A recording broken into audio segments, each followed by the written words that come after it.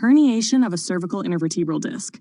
We're going to keep this one clear, practical, and grounded in what you actually need to understand, not just for exams, but for patient care.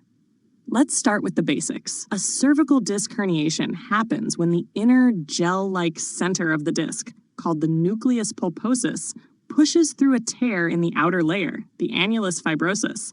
Think of it like jelly squeezing out of a donut, only less delicious and way more painful.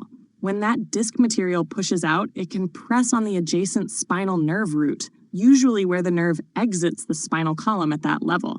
And when you mess with a nerve root, you get pain, tingling, numbness, or even weakness, depending on which nerve is being compressed. This is most common in the lower cervical spine, especially between C5 and C6, or C6 and C7.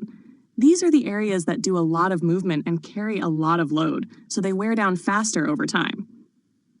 Now, what kind of risk factors make someone more likely to have a disc herniation in the neck? Well, a few things. Age. As we get older, the discs dry out and become less flexible. Repetitive stress, like jobs that involve heavy lifting or a lot of twisting of the neck. Trauma, like car accidents or falls. And sometimes just bad luck and genetics.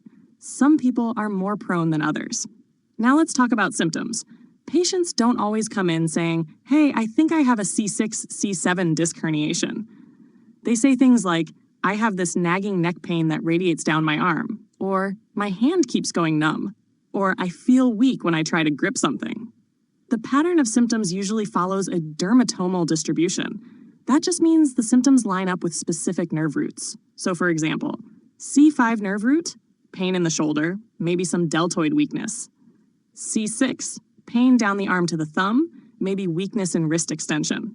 C7 radiates to the middle finger, and you might see weakness in triceps or finger extension.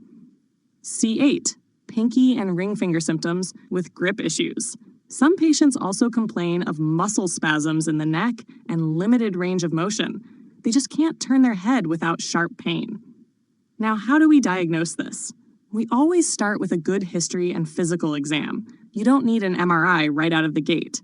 But if symptoms are severe, or if there's motor weakness, or no improvement with conservative care, then we might order an MRI of the cervical spine to see exactly where the disc is herniated. You may also see EMG or nerve conduction studies ordered to confirm which nerve is affected, but that's typically later if the diagnosis isn't clear. So how do we treat it? We always start with conservative management, rest and activity modification, no lifting, twisting, or straining, NSAIDs for inflammation, sometimes short courses of oral steroids, physical therapy to strengthen the muscles and improve posture, and maybe muscle relaxants if spasms are a big part of the picture. If those don't help, then we move on to cervical epidural steroid injections. And surgery? That's the last resort, but it's absolutely indicated if there's progressive motor weakness, intractable pain, or signs of spinal cord compression like gait instability or bowel bladder dysfunction. That's a big red flag. Surgery might involve a discectomy, where they remove the herniated part, or a cervical fusion if stability is a concern. Now, one more thing. Always watch for signs of myelopathy, which means the spinal cord, not just the nerve root, is compressed. That can present with hyperreflexia, gait changes, clumsy hands, or urinary problems. That's urgent. To wrap up, cervical disc herniation is common and usually manageable. Start with conservative care. Know your dermatomes, and don't miss signs of myelopathy.